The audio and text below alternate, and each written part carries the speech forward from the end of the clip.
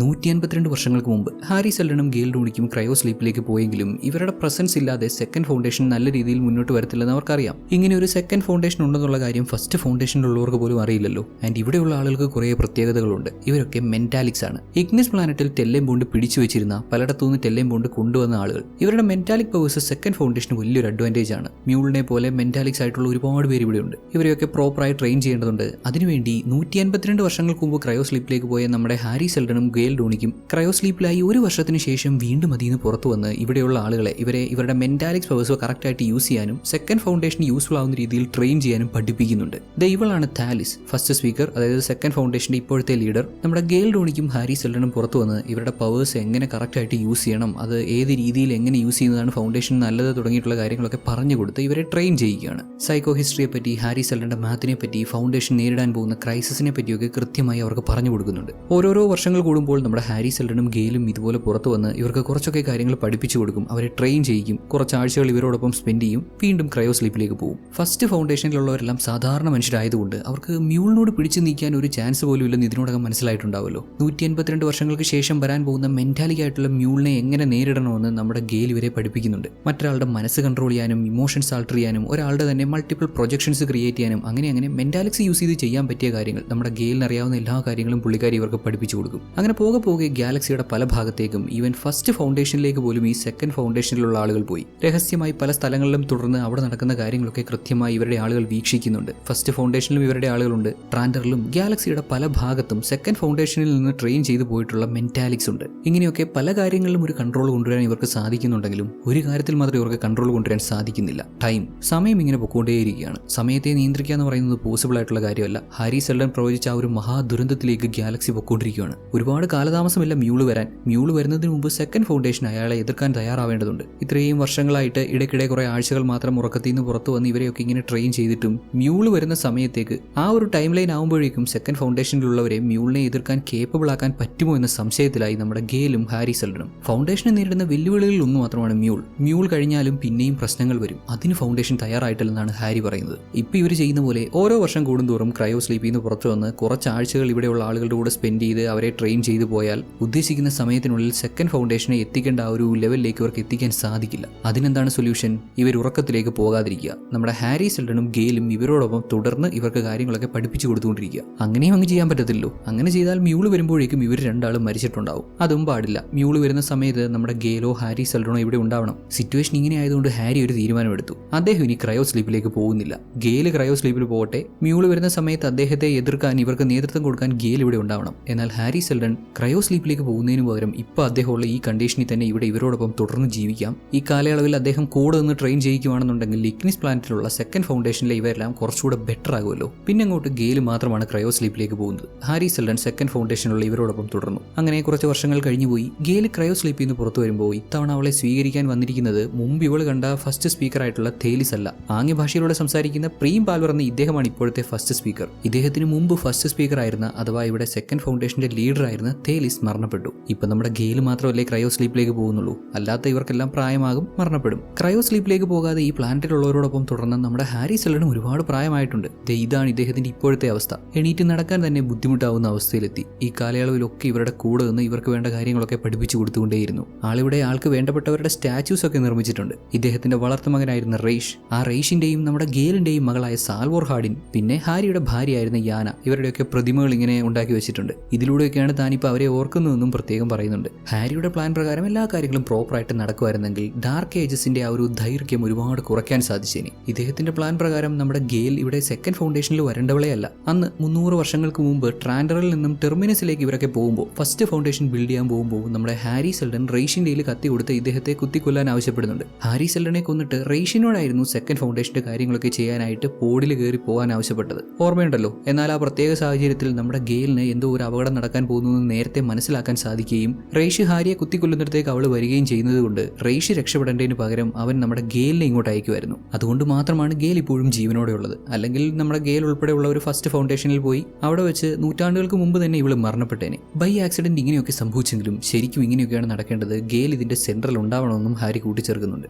ഇദ്ദേഹത്തിന്റെ പക്കലുള്ള prime Radiant use ചെയ്ത് ഫൗണ്ടേഷൻ നേരിടാൻ പോകുന്ന 8 ക്രൈസിസിനെ പറ്റിയും ഇവൾക്ക് കാണിച്ചു കൊടുക്കുന്നുണ്ട്. എല്ലാത്തിന്റെയും ഒരു ക്ലിയർ പിക്ചർ കൊടുക്കുന്നില്ലെങ്കിലും ഇതുവരെ ഇവർ അതിജീവിച്ച 2 ക്രൈസിസിനെ പറ്റിയും പറ്റിയും ഇനി അതിജീവിക്കേണ്ട മൂന്നാമത്തെ ക്രൈസിസിനെ പറ്റിയും വരാൻ പോകുന്ന മറ്റ് മേജർ ക്രൈസിസിനെ പറ്റി ചെറിയൊരു ഹിന്റ് മാത്രം പറഞ്ഞു കൊടുക്കുന്നുണ്ട്. മ്യൂൾ എന്ന ക്രൈസിസ് അതിജീവിച്ചാൽ പിന്നീട് ഇവർക്ക് നേരിടേണ്ടി വരുന്ന വലിയ പ്രശ്നം ദ ഇൻവിക്ടസ് ആണത്രേ. വ്യക്തതയില്ലാത്തതുകൊണ്ട് ഗെയിലിനും അത് എന്ത് എങ്ങനെയെന്ന് മനസ്സിലാവുന്നില്ല. ഇനിയും ഒരുപാടധികം ക്രൈസിസ് ഫൗണ്ടേഷൻ നേരിടാനുണ്ട്. അതിനൊക്കെ പ്രിപ്പയർഡ് ആയിരിക്കണം. കാലങ്ങൾ പോകെ ഇവർ ഒരുപാട് ബെറ്റർ ആയേ പറ്റൂ. അതിപ്പോൾ ദ ഇൻവിക്ടസ് ക്രൈസിസിന് വേണ്ടി മാത്രമല്ല, എംപയറിന്റെ സൈഡിൽ നിന്ന് പ്രശ്നങ്ങളുണ്ടാവാം, ട്രേഡേഴ്സിന്റെ സൈഡിൽ നിന്ന് പ്രശ്നങ്ങളുണ്ടാവാം, ക്യാപിറ്റൽ ബേസ് ചെയ്തിട്ടുള്ള പ്രശ്നങ്ങളുണ്ടാവാം. അങ്ങനെ ഇനിയും ഒരുപാട് ക്രൈസിസ് നേരിടാൻ കിടക്കുന്നു. ഇക്കാര്യങ്ങളൊക്കെ ഗെയിലിനോടൊന്ന് സൂചിപ്പിച്ചു കഴിഞ്ഞ് തന്റെ റൂമിലേക്ക് തിരികെ ചെല്ലുന്ന ഹാരി സെൽഡനോട് പ്രൈം റേഡിയന്റ് നിങ്ങൾ എന്തിനാ അവളോട് കള്ളം പറഞ്ഞത് എന്ന് ചോദിക്കുന്നുണ്ട്. ഇവിടെ പ്രൈം റേഡിയന്റ് എന്ന് ഉദ്ദേശിച്ചത് എന്തുകൊണ്ടാണെന്ന് മനസ്സിലായല്ലോ. നമ്മുടെ ഹാരി സെൽഡനെ മുമ്പ് ഗെയിൽ പ്രൈം റേഡിയന്റിനകത്ത് ട്രാപ്പ് ചെയ്യുന്നുണ്ടായിരുന്നല്ലോ. അന്ന് ആ ഒരു 4D ലോകത്ത് പ്രൈം റേഡിയന്റിനുള്ളിൽ അദ്ദേഹത്തിന് കാലയുടെ ഒരു രൂപം കാണാൻ പറ്റി. കാലയും അതേപോലെ ഇദ്ദേഹത്തിന്റെ വൈഫ് യാനയും പ്രൈം റേഡിയന്റും എല്ലാം കൂടെ ചേർന്ന് ഒരു രൂപം കാണാൻ പറ്റി.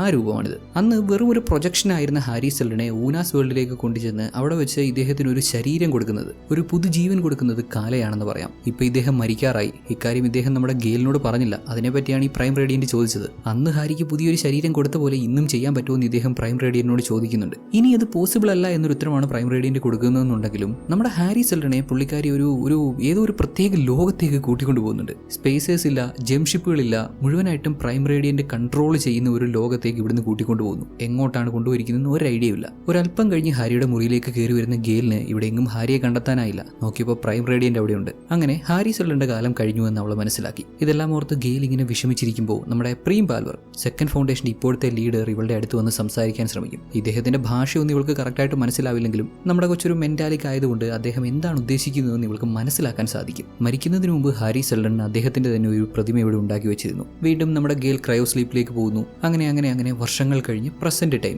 മ്യൂൾ എത്തിക്കഴിഞ്ഞു. മ്യൂളിനെ നേരിടാൻ നമ്മുടെ ഗെയിലും ക്രയോ സ്ലീപ്പിൽ നിന്ന് പുറത്തു വന്നു. ഇപ്പൊ ഗെയിലിന് പ്രീമിന്റെ ലാംഗ്വേജ് ഒക്കെ മനസ്സിലാകും. അദ്ദേഹത്തിന്റെ ഭാഷയൊക്കെ ഇവള് പഠിച്ചിരുന്നു. തേർഡ് ക്രൈസിസിന് വേണ്ടി ഫൗണ്ടേഷൻ ഇങ്ങനെ തയ്യാറായിക്കൊണ്ടിരിക്കുന്ന ഈ ഒരു കാലയളവിലാണല്ലോ നമ്മുടെ മ്യൂള് കാൽഗൻ പ്ലാനറ്റ് പിടിച്ചടക്കുന്നത്. എക്സാക്ട് ആ ഒരു ടൈമിലാണ് പ്രൈം റേഡിയന്റിലും ഇങ്ങനെ ഒരു ഡിഫറൻസ് കാണുന്നത്. ഒട്ടും സ്റ്റേബിൾ ഇല്ലാത്ത ഒരു ടൈം ലൈൻ. എന്തുകൊണ്ടാണ് പ്രൈം റേഡിയന്റ് ഇങ്ങനെ ആക്ട് ചെയ്യുന്നത്? ഡെമേഴ്സലും ഈ ഒരു പോയിന്റിൽ സ്റ്റക്ക് ആയിപ്പോയി. പ്രൈം റേഡിയന്റിൽ ഇങ്ങനെ ഒരു വ്യത്യാസം കണ്ടപ്പോൾ അതെന്താണെന്ന് ഡെമേഴ്സലിനും മനസ്സിലാക്കാൻ പറ്റുന്നില്ലായിരുന്നു. പ്രൈം റേഡിയന്റിനെ പറ്റി വലിയ അറിവൊന്നുമില്ലാത്ത എംബേഴ്സ് ഇതെന്ത് പ്രശ്നമായത്, ഇതങ്ങ് ഫിക്സ് ചെയ്താൽ പോരെ? ഫിക്സ് ചെയ്യാനോ? അങ്ങനെ പറ്റില്ല എംപയർ. ഇതുവരെയുള്ള നമ്മുടെ പഠനം വെച്ച്, സൈക്കോ ഹിസ്റ്ററി വെച്ച് പോലും ഇത് ഫിക്സ് ചെയ്യാൻ പറ്റുമെന്ന് എനിക്ക് തോന്നുന്നില്ല. എന്തൊക്കെയാണ് ഈ കാണുന്നതെന്ന് എംബേഴ്സിനും വലിയ ധാരണയൊന്നുമില്ല. ജനറ്റിക് ഡൈനസ്റ്റിയുടെ അവസാനമാണെന്ന് പറഞ്ഞാൽ പോലും മൈൻഡ് ആക്കാത്ത ഒരുത്തനാണ് ഇപ്പോഴത്തെ ഡേ എംപയർ. ഡെസ്ക് എംപയർ ആണെങ്കിലോ 10 ദിവസം കൂടെ കഴിഞ്ഞാൽ അദ്ദേഹത്തിന്റെ കാലം തീരുവാണ്, അദ്ദേഹത്തെ ഇവർ ചാരമാക്കി കളയും, മരിക്കണമല്ലോ എന്നുള്ള ചെറിയൊരു പേടിയിലൊക്കെയാണ്. ഡെമേഴ്സലിനോട് തന്നെ കൊല്ലാതിരിക്കാൻ പറ്റുമോ എന്ന അർത്ഥത്തിൽ പുള്ളി നൈസായിട്ടൊന്ന് ചോദിക്കുന്നുണ്ടെങ്കിലും ഇല്ല, പറ്റൂല, ടൈം വരുമ്പോൾ എല്ലാം അതിനനുസൃതമായി ചെയ്തേ പറ്റൂ എന്നാണ് ഡെമേഴ്സൽ പറയുന്നത്. ഇതേസമയം അങ്ങ് കാൽഗൻ പ്ലാനറ്റ് പിടിച്ചടക്കിയ മ്യൂൾ ആർച്ച് ഡ്യൂക്കിന്റെ പാലസിൽ ചെന്നു. ഹലോ,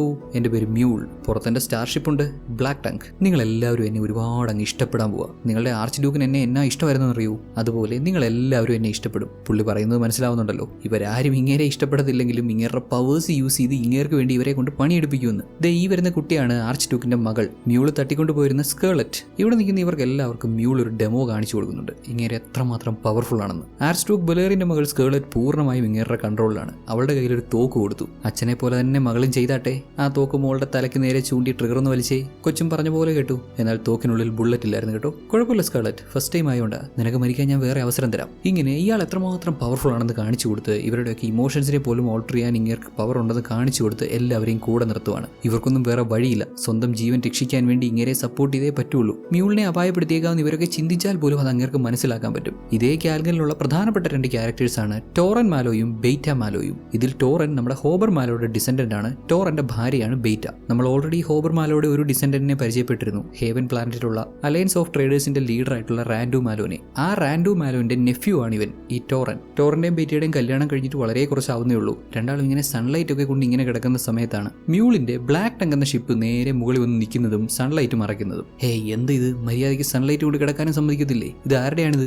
മിസ്റ്റർ ടോറൻ, അത് മ്യൂളിന്റെ സ്റ്റാർഷിപ്പാണ്, ബ്ലാക്ക് ടങ്ക്. ഇത്രയും വലിയ സ്റ്റാർഷിപ്പ് മാറ്റാൻ പറയുന്നതിനേക്കാളും നല്ലതല്ലേ സാർ നിങ്ങൾ നിങ്ങളുടെ ടവലെടുത്ത് അങ്ങോട്ട് മാറി കിടക്കുന്നത്? സ്വസ്ഥമായിട്ട് ഹണിമൂൺ ആഘോഷിക്കാനും സമ്മതിക്കത്തില്ല. ഈ മ്യൂളിനെ ഇത് എന്തിനു ചെയ്യണം? രണ്ടാളും തിരികെ അവരുടെ ഷിപ്പിൽ ചെന്നു. ഒരല്പസമയം കഴിഞ്ഞപ്പോൾ നമ്മുടെ ഹാൻഡ് പ്രിച്ചർ, ഫസ്റ്റ് ഫൗണ്ടേഷനിലെ മേയർ ഇൻവറിന്റെ കയ്യിൽ നിന്ന് കീയും അടിച്ചു മാറ്റി അങ്ങേരുടെ ഷിപ്പ് കൊണ്ട് നേരെ കാൽഗനിലേക്ക് വന്നിരിക്കുന്ന ഹാൻഡ് പ്രിച്ചർ ഇവരെ കാണാൻ വരുന്നത്. മ്യൂളിനെ പറ്റി അന്വേഷിക്കുക, എന്താണ് അങ്ങേരുടെ ഉദ്ദേശം എന്നൊക്കെ മനസ്സിലാക്കുക എന്നുള്ളതാണല്ലോ ഇവന്റെ ഉദ്ദേശം. കാൽഗൻ പിടിച്ചെടുത്ത മ്യൂൾ ഇന്ന് രാത്രി ഒരു പാർട്ടി കണ്ടക്ട് ചെയ്യുന്നുണ്ട്. ടോറനും ബെയ്റ്റയും ഇവിടെ അത്യാവശ്യം ഫേമസ് ആയതുകൊണ്ട് ഇവർക്കും അതിലേക്ക് ക്ഷണമുണ്ട്. സോ ഇവരുടെ സഹായത്തോടെ മ്യൂളിന്റെ പാർട്ടിയിലേക്ക് ചെല്ലാനും അയാളെ പറ്റി കൂടുതൽ മനസ്സിലാക്കാനുമാണ് നമ്മുടെ ഹാൻഡ് പ്രിച്ചറിന്റെ ശ്രമം. അങ്ങ് ട്രാൻഡറിൽ ഡെസ്ക് എംപയർ വീണ്ടും ഉത്തരവാദിത്വമില്ലാത്ത ഡേ എംപയറിനെ കാണാൻ ചെല്ലുന്നത്. ചെല്ലുന്നുണ്ട്. അവന് മനസ്സിലാവുന്ന രീതിയിൽ എന്തെങ്കിലുമൊക്കെ പറഞ്ഞു കൊടുത്ത് കുറച്ചെങ്കിലും ഉത്തരവാദിത്വ ബോധം കൊണ്ടുവരാനൊക്കെ ശ്രമിക്കുന്നുണ്ട്. ക്ലിയോൺ 17 ഡേ എംപയർ ആയിരുന്ന സമയത്ത് അങ്ങേരുടെ ചില തെറ്റായ തീരുമാനങ്ങൾ സൈക്കോ ഹിസ്റ്ററി പ്രെഡിക്റ്റ് ചെയ്ത ആ ഒരു ഫ്യൂച്ചറിലേക്കുള്ള ദൂരം കുറച്ചു. ഡാർക്ക് ഏജസിലേക്ക് ഗാലക്സി വേഗത്തിൽ പോയിക്കൊണ്ടിരിക്കുകയാണ്. ആ ഒരു മൂവ് ആക്സിലറേറ്റഡ് ആയി. ഇപ്പോഴത്തെ ഡേ എംപയർ ഇങ്ങനെ ഉത്തരവാദിത്വമില്ലാതെ നടന്നാൽ അത് യൂണിവേഴ്സിന് ദോഷമേ ചെയ്യൂ എന്ന് ഇദ്ദേഹം പറയുന്നുണ്ടെങ്കിലും